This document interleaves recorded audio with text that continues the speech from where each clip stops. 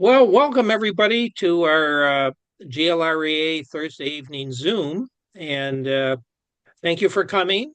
And I'd also like to thank our sponsors, the State Department of Environment, Great Lakes and Energy, Eagle, Homeland Solar, Harvest Solar, Sri Energy, and Sumter Solar. And I probably many of you, if not most of you, are GLREA members. But if you're not, we would love to have you join, which you can easily do on our website, www.glrea.org. And Dave Strenski is joining us today from Ypsilanti. He's the founder of Solar Ypsi and has had some recent activity related to Solar for All, which he's going to talk, I think, a little about. But he's also going to give an update on what's going on in Solar Ypsi because they've been doing, Dave and his gang of volunteers have been doing tremendous work over the past years. So with that, go ahead, Dave. Alrighty. Yeah, this is Dave. Solar Ypsi is it's hard to define. So we're not incorporated. We're not a 501c3. To be honest, we're a website and a bunch of friends. And I'm going to show you the history in a minute, but we started in 2005. So we're doing it for over 20 years now. And it's been an interesting ride. I just wanted to point out this is our website. So we do have a website going, and I'm going to talk about different installations and I'm going to show some slides out of a presentation. So I always like to reiterate that all of this stuff is online, and that's kind of been my goal for Solar Ypsi from day one. Is you can go to the installation page, and you could click on some installation, and you could find pictures of this is the one I just uploaded the other day. So here's a house they put solar on. So I try to get pictures of all the components and files about data sheets and stuff like that. This one's a little sparse, but so that's the whole idea is to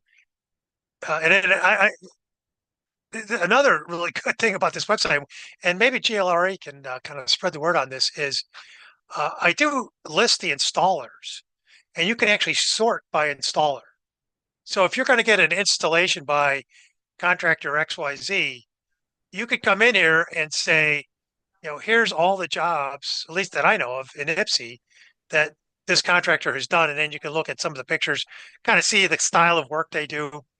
So I don't know. I find this a very powerful, trying to make a very useful website. And then what I like to point out here is I do track the number of installations and power. So there is over 100 installations in Ypsi.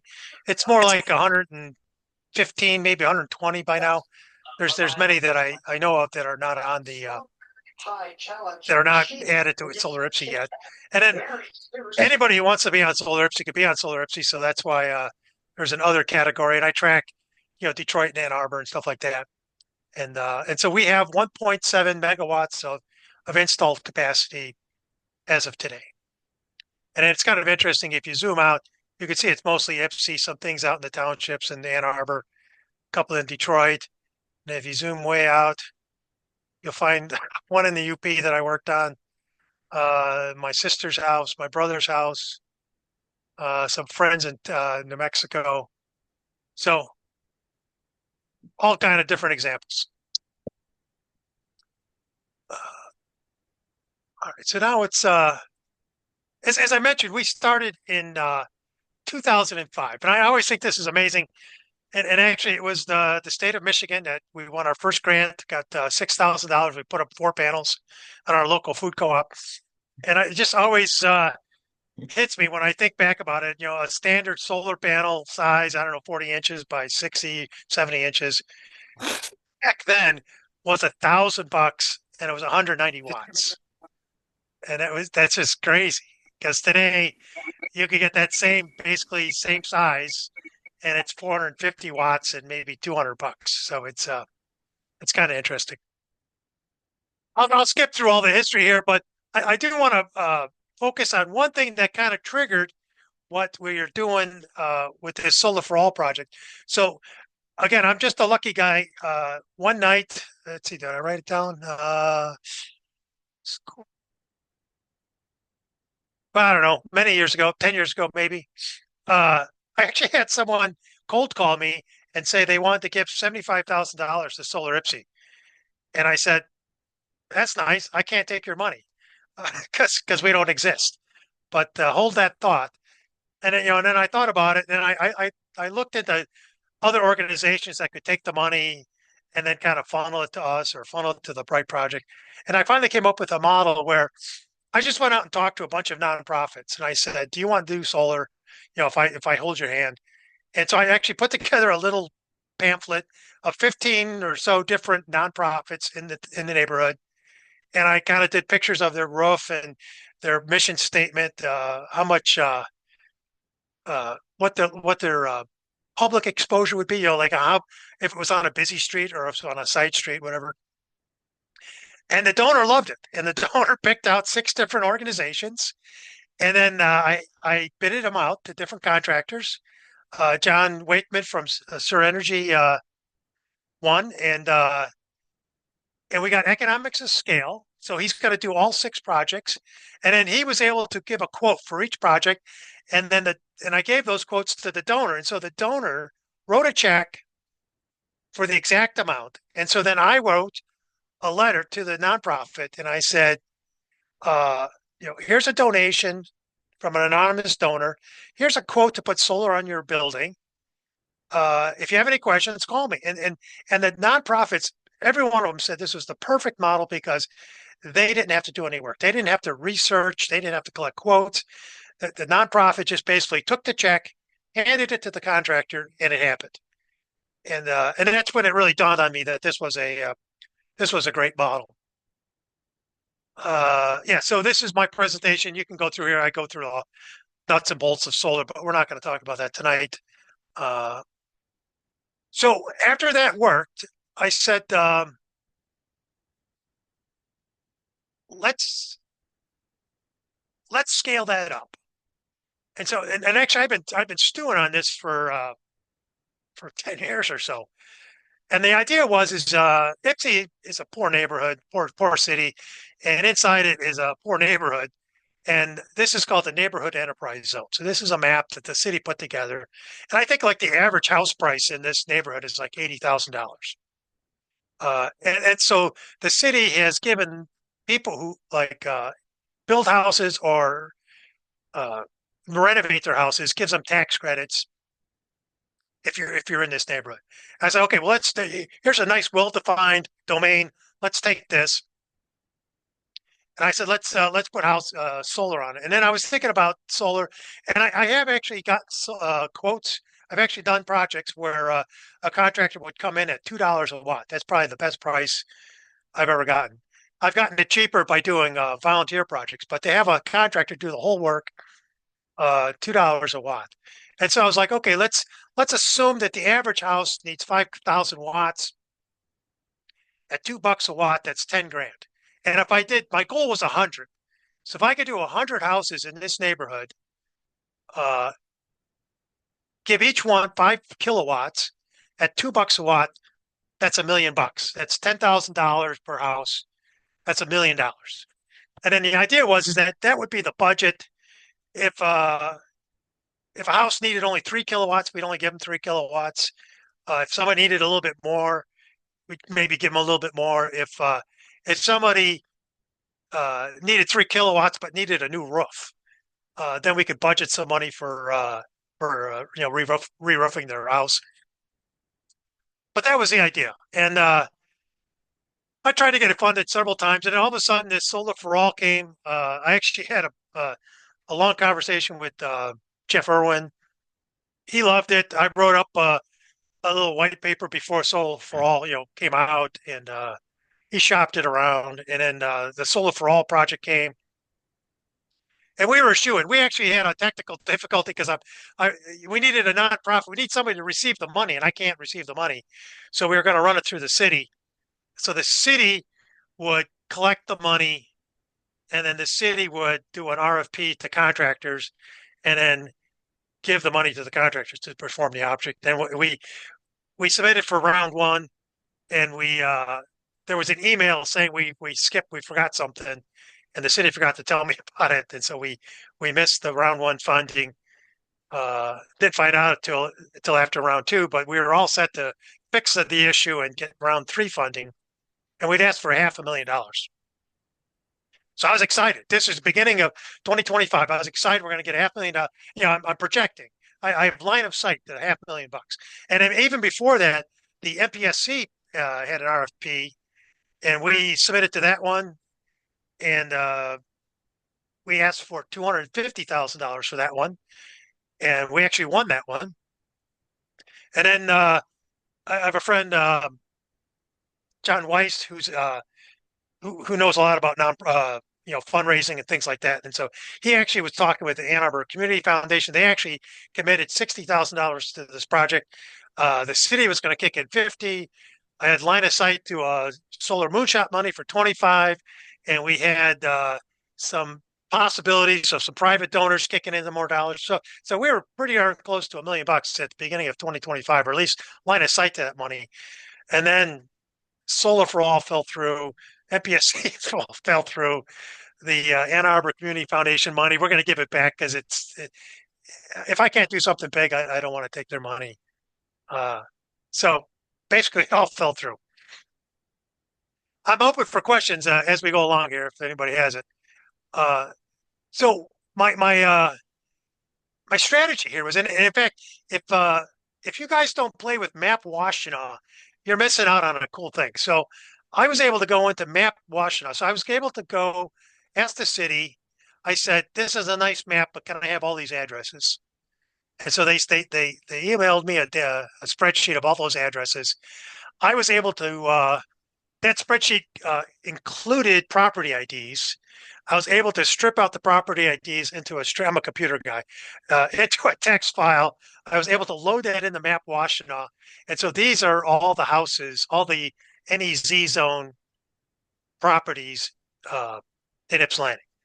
And then I was able to go through there and I was able to label them. So we wanted to make sure that we put solar on a low income house, that it actually like did something instead of just got pocketed by either a contractor or by a shifty landlord. And so what we did was we kind of said, let's only do owner occupied houses. So that way we don't have to worry about a landlord passing the savings through to the tenant. Yeah, one of the strategies here, or one of the goals was, if you put 5,000 watts of solar on a house, you're lowering their electric bill, and you're basically giving them $50 a month for the next 30 years. I mean, how cool is that? So not only are we doing solar, saving the environment and everything, but we're basically taking a low-income home and we're basically giving them $50 every month for the next 30 years. And this is money that they'll most likely then spend in the neighborhood. So we're kind of building a community with people spending money. And then we're also lowering like their operating costs. So if it's an older person, this will help keep the person in their house. So this kind of prevents gentrification and things like that. So, I mean, it's all goodness. So with Map Washtenaw, I was able to take my NEZ zone and color code them for owner occupied. And then I made another map where there are actually several solar installations in this neighborhood. Now, this is big because this is a low income housing facility. We only put solar on one building, but the whole property lit up. So that's why this is so big. But there is some solar already in the neighborhood. You can see, I remember this is on Hill. I did this one as a volunteer project. These three, they just did it on their own. A couple of churches here that I did. This is a church. This is another church. So this was good. So not only are we coming in here, but we're not just coming in here blindly. People in the neighborhood have already seen solar, on buildings. I'm friends with pastors at 4 different churches in the neighborhood, so I was going to work with them to see if the cross reference, these houses with their congregation, and maybe they could give me an introduction, because it's always tough, to have an outsider just kind of come in and say, I want to give you something free. And so that was the plan. The plan was to get this money, we would, and not only do I have this list of owner occupied, but this turns out to be like 480 addresses. I ran all of those through Google Sunroof. And so I was able to take 480 addresses and sort them by solar exposure. So I can tell you which of these houses, I was going to make that map, but I haven't done it yet. Uh, I can tell you which one of these blue houses is the sunniest, and the top 100. So that was the idea, was to get the top 100 of this 480 list and give it to a contractor and have an RFP, pick a winning contractor. The selection criteria would basically be who can install the most solar, within this budget, whatever we finally came up with. Uh, and the solar, the really cool thing about this is that solar contractor does his normal job. So today, someone calls up a solar contractor, says, I want to put solar on my house. So this would be the same thing. So we would give them this list of addresses. Solar contractor contacts that homeowner and does the whole process, evaluates the roof, looks at their electric bill, looks at their breaker panel, and comes up with a quote basically for that house, kind of clears it through the city. And we say, thumbs up, go do it. And then they do a normal install. So that was a really cool thing here, was that nobody's doing any extra work. We're just going to tell the contractor, just do your normal job on 100 houses in this neighborhood, and and we'll pay the bill. And then we were also going to require them to hire a couple of people. We did that when we did my other project. We actually hired 8 people, 4 people at 2 different times, and out of those 8, 3 actually got jobs after the whole project was done, as an electrician, as a roofer, and as a solar installer. So that was the other thing. We were going to require the solar contractor to hire a couple of local people to help with these solar installations. And it was just a great plan. I mean, I was just envisioning a shipping container being parked on the street, and just doing houses one after the other. And this thing would have such economics of scale, because today a contractor has to go to Detroit, Grand Rapids, or Lansing. This is all within a few block radius. They're dealing with one municipality, one building department, one building inspector. And I'm just envisioning they're going down the street here and they're missing some parts, and they can just skip that house and go to the next house. Or, at lunchtime, the guy can run over to City Hall, which is right over here, and, pull the next permit, schedule the next inspection. So that this would have had just tremendous economics of scale. And then the other thing we were going to put into this plan was to encourage or force the contractor to look outside the neighborhood. So let's assume they give us a price of $2 per watt, or maybe $1.50, $1.80 a watt, because of this economics of scale. And there's a person over here in this house. Now they're outside this targeted neighborhood, but there might be a person out here that says, hey, if you're installing at $1.85, I'm in. and they would use their own money to get in on the same deal. And so that was my hope, was that you come into a neighborhood, you do 100, actually ideally like 200, just some massive number of installs. The contractor gears up, economics of scale. He's going to hit the ground running and try and knock these things out, one after, just incredible efficiencies. We were even thinking that for most of these houses, you could design an array that's like 2x6 or 2x8, such that they're dropping down the exact same configuration on every roof. And then people outside this neighborhood would say, I want in. And, we'd get maybe another 100 houses of other people, in the surrounding neighborhood. And now the contractor's volumes go up even higher. And maybe he can get, a better volume price, more efficiencies in his laborers, in his workers. And this thing would kind of grow like ripples in a pond, across the, Ypsilanti, across the county, across the state. So this is, I was hoping is that this would be kind of a pilot project we would do this, maybe try, identical pilot projects, in different parts of the state, and really try and kickstart solar installations through this method. I'm going to stop there. Is there any questions at this point? Guys can still hear me? Yeah, I have a question. This is really great. And so you said that it died because the funding fell through the grant funds? Yeah, I have no money. Yeah. Yeah, I Lisa, the Solar for All money originated at the federal government, and Trump clawed it back. And I think a number of states have sued, and I think Dana Nessel is a part of that lawsuit. Um, but I still think it's tied up in litigation at this point. And You're this is, mixing it up. The Solar for All money was federal money, and I think that's gone. The MPSC money is got killed when the Republicans did the budget cut, $650 million or something like that. well, that's still in MPSC, litigation too. but I mean, that's in litigation. well, They I thought both the are. federal money was gone. no, I I don't. think I think I the think they Solar for both All, are.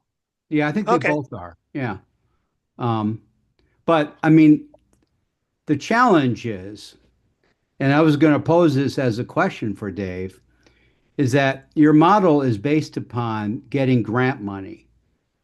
And the question is whether there's any way that we could figure out another source of money where whether it's a low interest loan, I mean, I don't know, but I Yeah, I just know that's Rob Rafsum's argument. You know, solar or free is hard to do because you got to find money.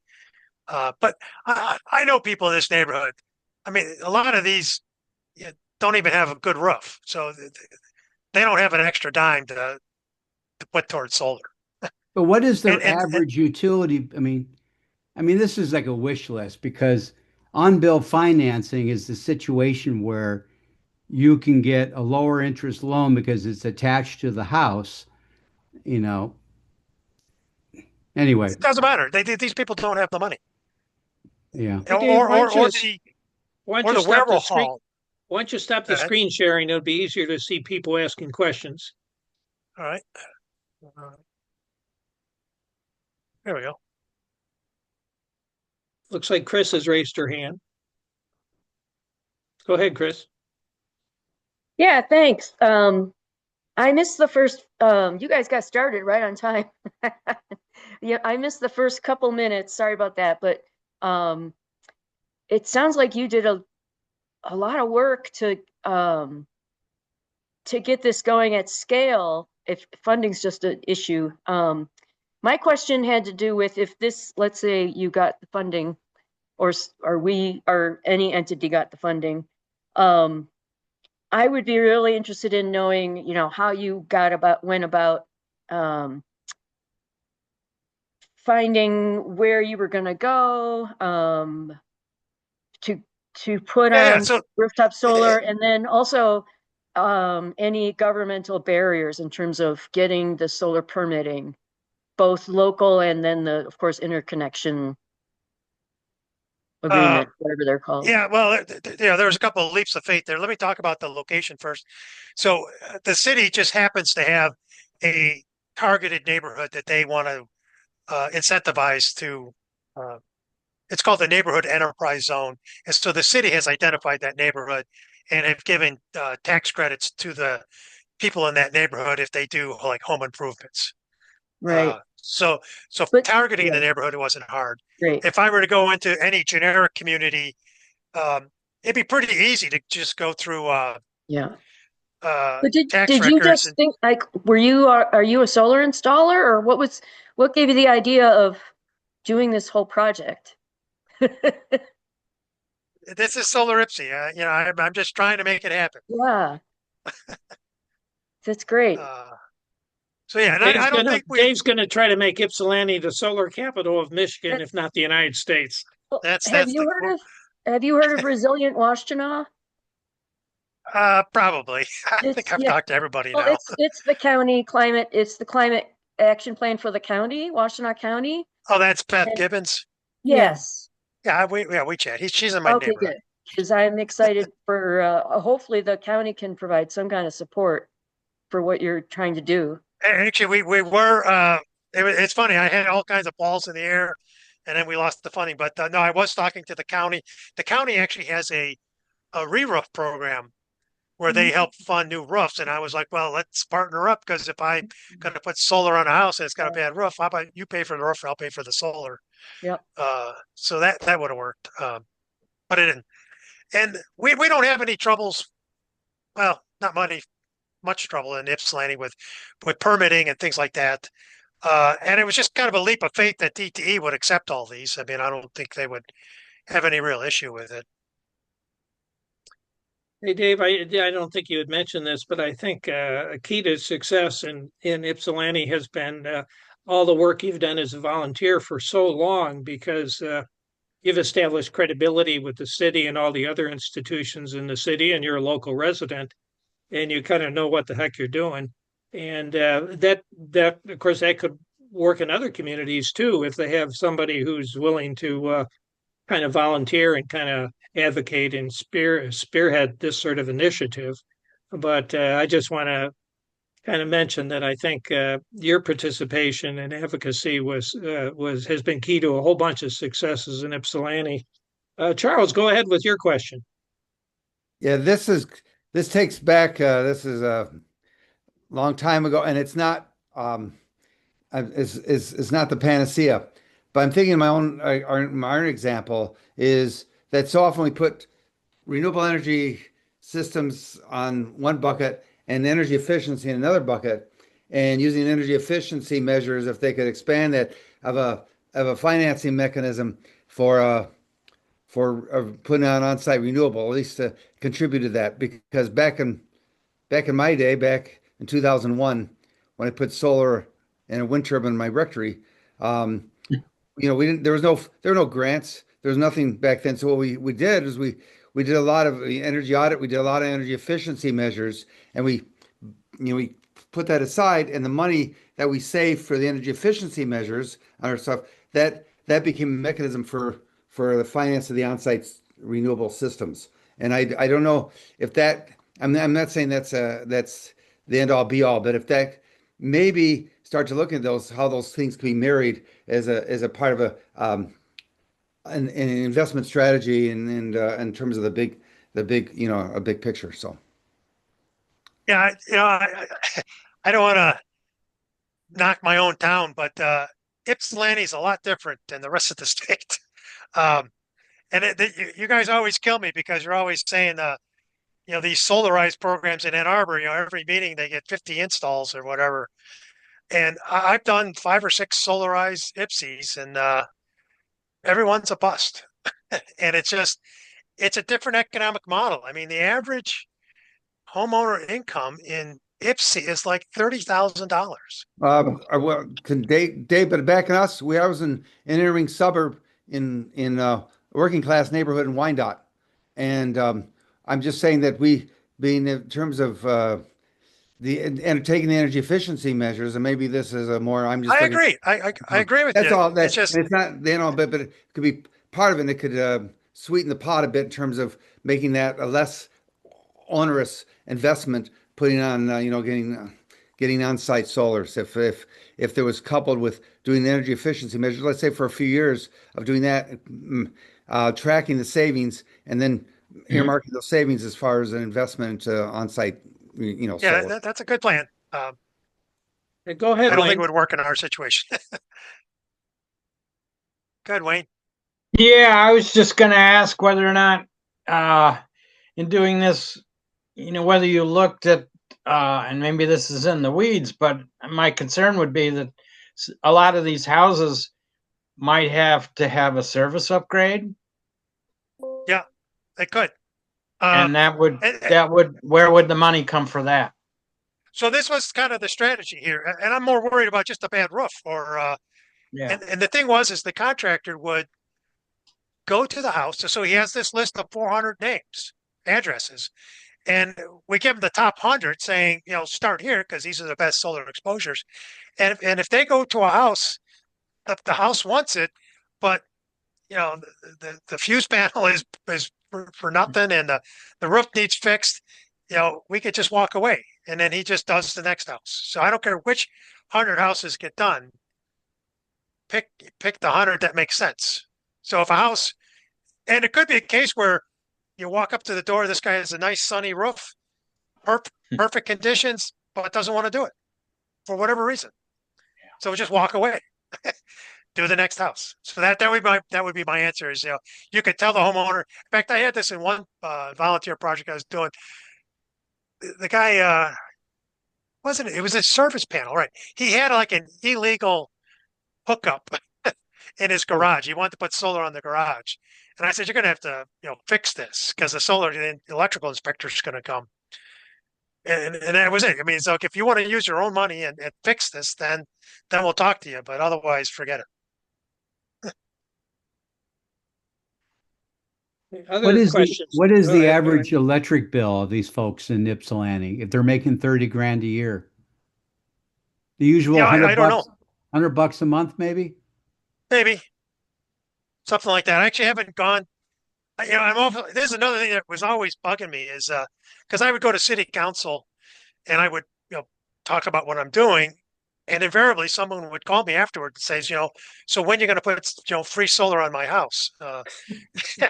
And so I was always kind of cautious to tamper expectations because of that. So I that was going to be the next step. Once I had the funding not locked down, I had a plan to start visiting these houses and start collecting electric bills and, kickstart the contractors and getting them going.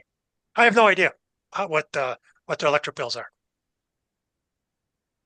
Hey, Dave, I know you've had other projects where you've used volunteers to install panels.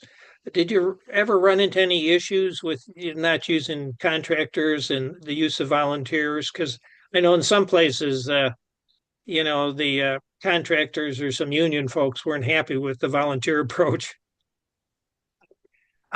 Well, very early on, we put solar on the back of City Hall.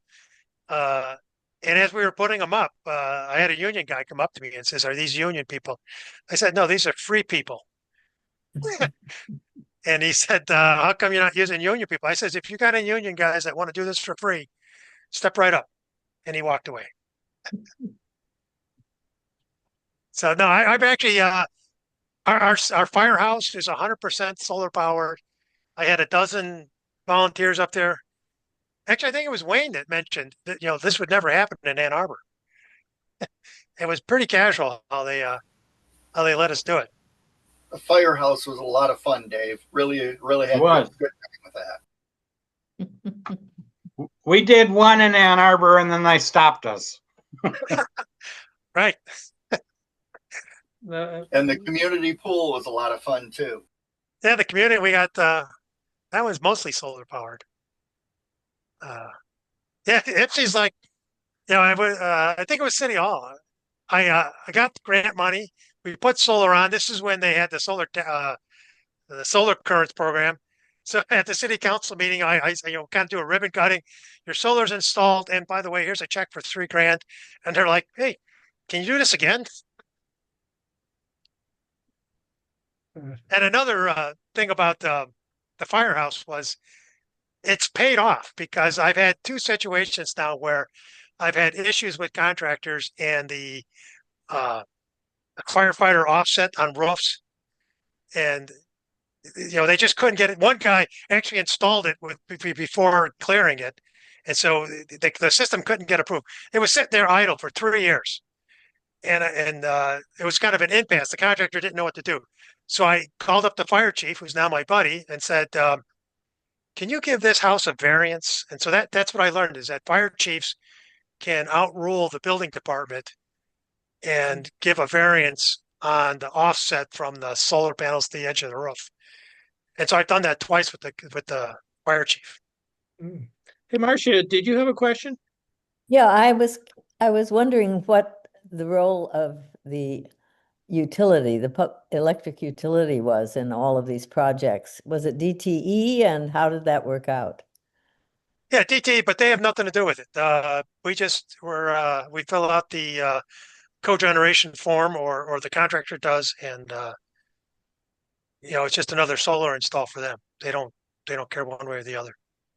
And and you're on the grid?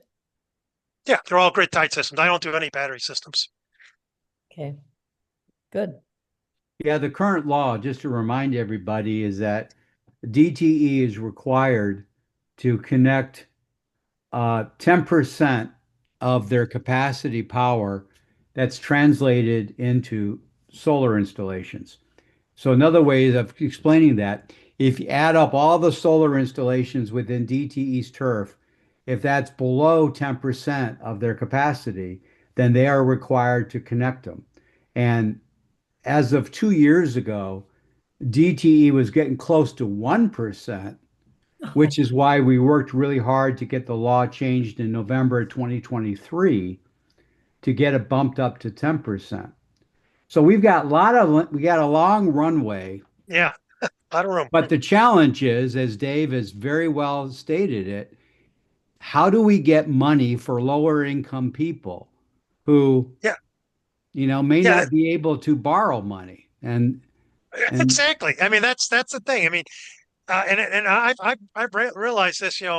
Many places, the people doing solar today are upper income people, or businesses, or nonprofits that I found money for. I mean, the middle class, the lower class, just they don't have. They not only do they not have the money, but they don't have the social connections. Maybe to have a friend who's done it and can walk them through it. I mean, there's maybe a mistrust issue, or they're just trying to buy their next loaf of bread.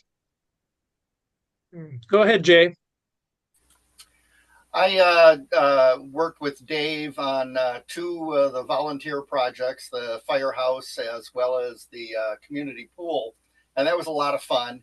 Get a bunch of people together. They're all volunteers. Everybody's doing what they're best skilled at.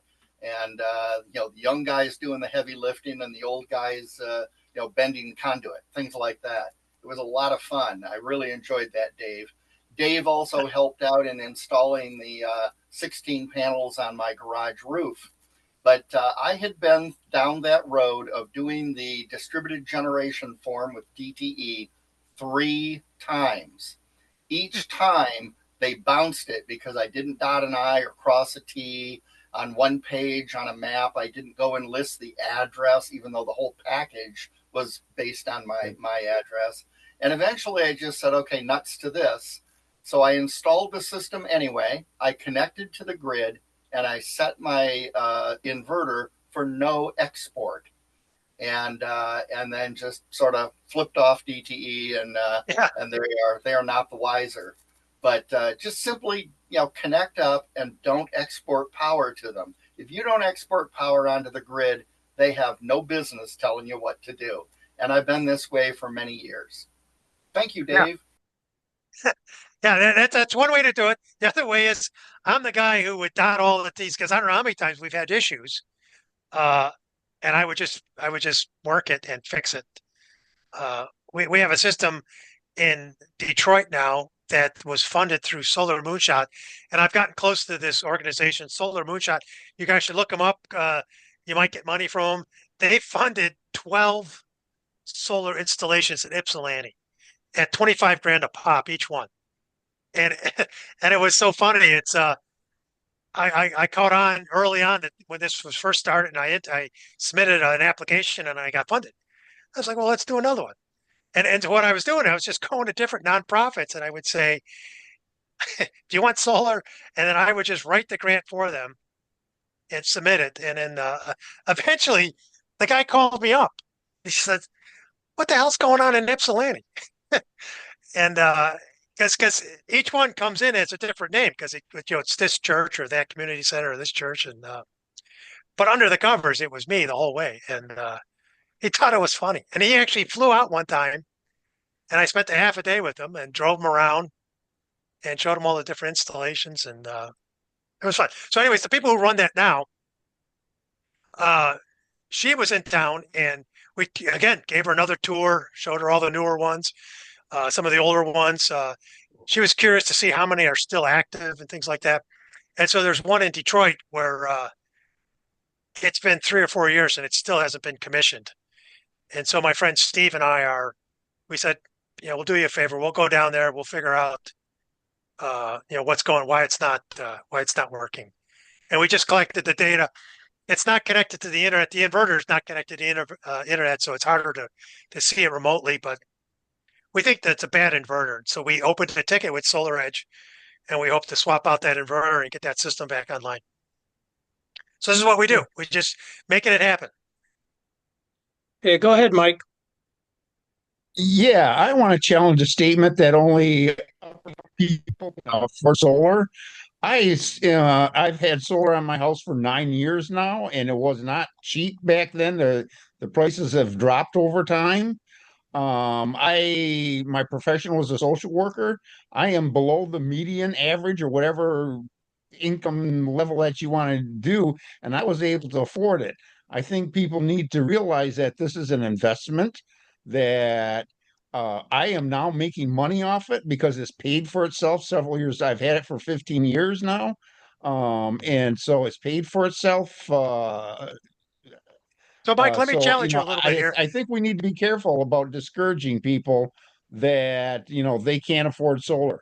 It can be done. I agree, but let me challenge you here. So how did you know to do it? How did you learn about solar? Uh, 15 years ago. I don't know. I've always, as far I had to find my own contractor and dig and that sort of thing. I've always Right, been but an environmentalist, so I think it probably came from that. But how I don't remember a particular person saying this is solar and this is how I think I just picked up from it from general. yeah, so you're a motivated individual. You have some education, you have connections, you know where to find data, and what I'm again, I hate to dig on my own neighborhood, but there are many people out there who don't even know what solar is, and I so didn't don't know have to look any for it. more connections. I mean, I knew that there was solar. I knew that you could get it on your rooftop, but beyond that, you know, it was a lot of footwork, looking on the internet, Yeah. trying to find somebody, that sort of thing. So, and it wasn't any more different than I wanted roof on my house. I looked for contractors, did the research and that sort. So let me give you all of you another data point, which just blew me away. I had a neighbor who died, and again, she put Solar Ypsi in her will, and the lawyer called me up and says, here's some money, and I was like, well, I can't take it. Solar Ypsi can't take it because we're not an entity. And then luckily, the lawyer knew who I was, and they're like, okay, because of the way it's inheritance, it wouldn't get taxed. So I said, well, just give it to me. And then I rounded it up and I gave it to the city. And I said, so the city has $80,000. And I said, let's make 40 $2,000 grants. Anybody who installs solar in the city, right off the top, you had to meet a couple of criteria. It had to be a certain size, 3 kilowatts. And I also wanted a certain price per watt so that contractor didn't come in and ask for $5 a watt or something like that. Anyways, a couple of rules. And I thought these rebates, these $2,000 rebates, would be gone in a couple of months. We're now sitting at 2 years, and I think a quarter of them have been used. And so it's not only money, it's not only connections and how smart you are and things like that, but it's also this friction of every one of us on this phone call today got a day job or have a hobby or have taking care of a parent or taking care of a kid. And the last thing anybody needs is to be able to find time to call up 3 contractors, get quotes, understand if they're right, things like that. So that's really the friction here. I mean, I thought $2,000 was a number to have someone on the fence say, I'm going to go solar. It's not, at least not in Ypsi. You need like $5,000 before someone's going to jump. And I thought that was an amazing experiment. Well, wait a minute, Dave. I'm confused. Are you saying that 2000 wasn't good enough to financially convince people, or that these people were too preoccupied with their everyday life to even think about getting solar? Because of what you Either talked one. about with Mike, that they're not a part of the social network of solar, they're not with the Sierra Club. I don't know. I don't, but it was in the city newsletter. I mean, this was heavily advertised monthly for like a year. Every monthly, every city newsletter had solar rebate in it, 2 grand. All you and the thing was, there was no strings. It was like didn't matter what your income How was. much money is left? $60,000. Well, why don't we organize? We have this Solarize program, I'm telling you, uh, it'll work, man. I've done it. but but what we do is we bring people together, and then maybe it won't work in Ypsilanti, but it's worth a shot. That we advertise on social media. I think most working people, even low income people, have phones, and some of them are on the internet. I mean, maybe we can bring together a community meeting. I've done And it. I know that Alyssa is probably going to talk about the fact that we have elective pay options for churches. So why don't we call up all the churches in Ypsilanti and say, you can get 30% off installing your solar. You get a check sent to you by the federal government, even under, the prick Trump, So anyway, I just think 60,000 lying there has got to be a way to make use of that. It might be a little less, might be 50. And we were going to push it towards this, Solar for All project. But now that the Solar for All is dead, I think we can start spending it again. But no, I think it's friction. I think it's people are too busy to come to a meeting, too busy to find contractors. It's just not high on people's list. And 2 grand wasn't enough incentive on top of the 30%. But did Yeah, they Lisa, know go that ahead. there was some help available? I mean, were you offering expert help to sort of talk them through it and everything? Yeah. Hmm. Well, Hey, then- Lisa, go ahead. I might be oversimplifying this, but if I'm understanding right, you can't take grant money because you're not a 501(c)(3), but there's there's so much funding out there for nonprofits. Couldn't we find some nonprofit that would adopt this project for you? No, that's not the problem. Because Solar Ypsi doesn't have a 501(c)(3), but No, that's- I've always been able to partner a nonprofit with getting the money. So in this case, the city was going to be our fiduciary. They would receive the money and then they would hire the contractor to put it on these houses. So nonprofit status is not the issue. Well, I'm not talking about this one where the 2 grand per solar. I'm talking about the earlier one with the Yeah, neighborhood that zone was going to one. go through the city. They were going to be the fiduciary. There's got to be a way to make it happen. It's such a great project. You've Yeah, done find me $1 million most of the work. Yeah, I mean, really, that's what we need to do. And the thing, it just sells itself because it's environmental, it's keeping people in their homes, it's a jobs program, it's helping a low income neighborhood. I mean, it's just ticks all the boxes. Uh, Who but I are can't. who are the what are the main denominations in Ypsilanti in terms of churches? Is it Catholics, Methodists? Oh, we got a church on every block here, and I've got solar on at least 7 of them. Like, well, okay. Are there any UAW members in Ypsi? Or, Maybe I don't know.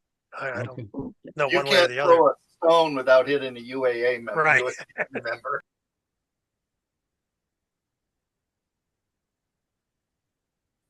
Other comments or questions? Thoughts?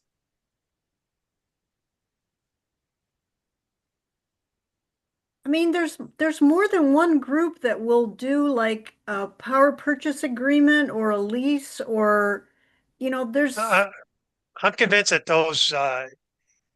I'll give you another situation. So I went to a church, and I had solar moonshot money, and I worked with Rob Rafsman. And this was before nonprofits could collect the 30% tax credit. I go to a city council or a church council meeting.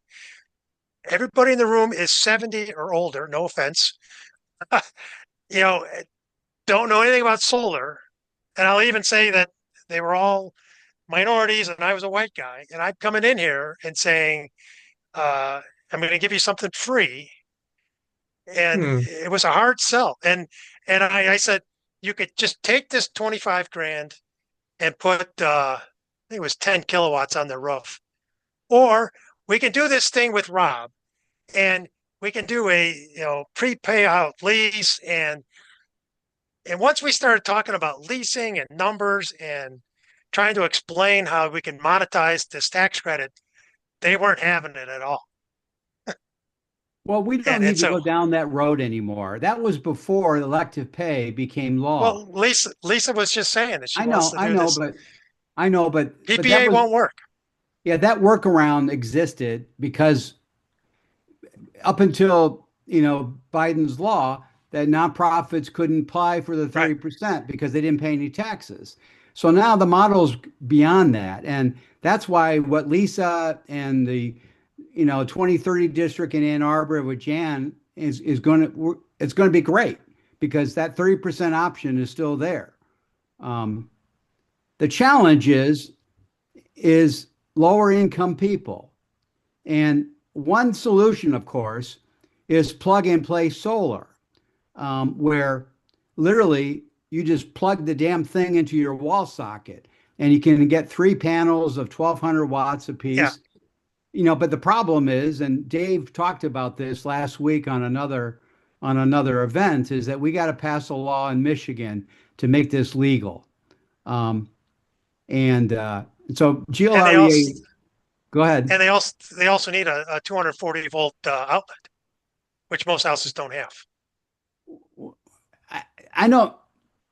I'm going to defer to you on that because you obviously know more than I do, but I did talk to the UL people the last couple of days, and they're doing their evaluation of plug-in solar for safety and fire safety. And once that gets a stamp of approval, then we can go to the next problem, which is whether it can only be a 240 circuit or whether it can be a typical socket in your living room, so. Every solar I've done has been 240. And so you can buy a panel and an N-phase microinverter, wire it to an outlet, to a plug, and you can plug it into a 240 socket, a dryer outlet, and you're in business. Well, except the problem is that going back to what Jay was talking about, if that person who lives in that house or the apartment goes to work and they're not using all the solar that small solar is generating, it will then go back up to the grid and DTE will find out about it. And then without the law in place, they're going to scream bloody murder because there's no interconnection agreement. But So with Jay's fix, you can force the N-phase inverter not to export. Right, but that costs more money, which defeats the purpose of plug-in solar, which is supposed to be cheap. I mean, not cheap, but least expensive way to do it. I mean, there is a workaround, but you have to hire an electrician. You have to have someone like Jay who's smart. And again, we need a model for mass deployment. That's what we're talking about here. Is an organizing model that we can reach out to low information people who only care about reducing their utility bill. Forget so about a better model. Go ahead. A better model is I've been looking at these portable power things. So Jankery is one that they sell basically a car battery in a box with a charge controller and inverter. They have solar panels. They stick the solar panels in their balcony. They got a box of power.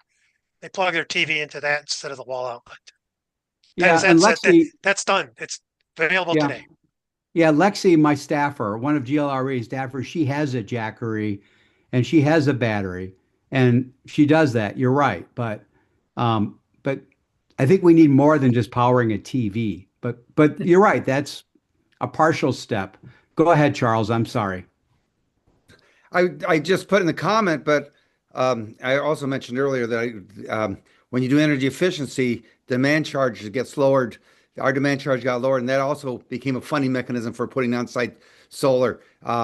So that was very cheap, very low it took a few years, but it worked. But this pertinent point, which you're talking right now, but there are people city pastors who have street cred, who've installed solar. They got a powerful story to tell. And I'm thinking of this year's a winner of the with the faithful whatever that the award, like Dr. Reverend Calvin Glass, Lord of Lords Church, and some others that I'm sure they'd be willing to come in and tell their story, or Reverend Faith Fowler and others who you might be enlisted as allies to come into those communities, and they can speak the lingo, and they've lived the experience themselves, and tell a good news story. Yeah, go ahead, Clyde. Is there is there any place in the country that this balcony solar is permitted? Yeah, Clyde, back in November, I think it was, Utah became the first state in the country to legalize plug-in solar. And ironically, but encouragingly, the bill was sponsored by a Republican and it passed on a bipartisan basis. Now, one key strategic question is, how do we deal with DTE and consumers on this? And I haven't got an answer to that yet.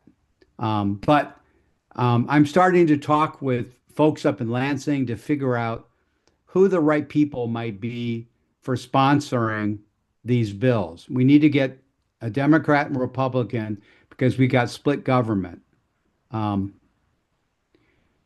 The other problem, of course, is that you can get rank and file legislators to be on board, but it's the leadership that can become a problem.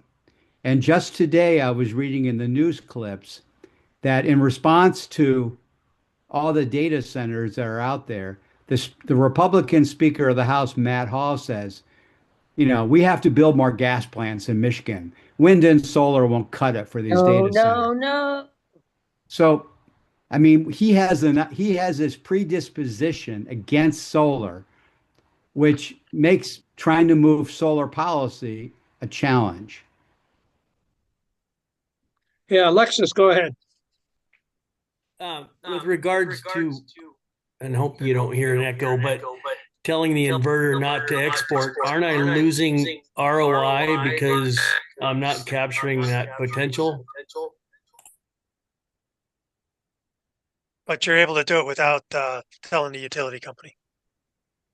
Too late. I already did it. Oops. Well, Alexis, are you talking about a normal household rooftop solar? I want to get batteries, but I can't afford them yet. I want to use my car batteries for bi-directional charging, but it's not there yet. So anyways.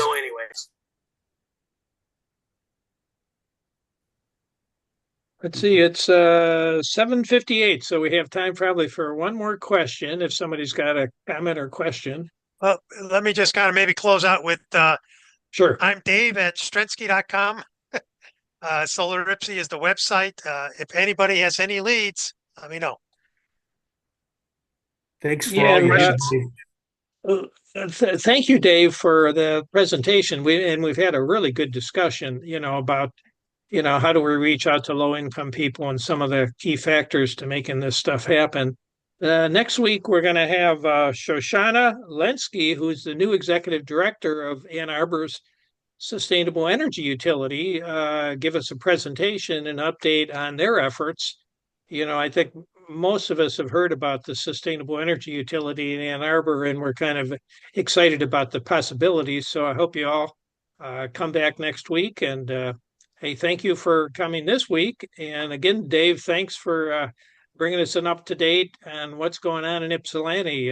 There's always you've had a lot of successes there, and boy, you had a good approach. It's just too bad the funding dried up. So take care, everybody, and stay warm. Take care. Thanks, Dave. Thanks, John. Thanks, John. See ya.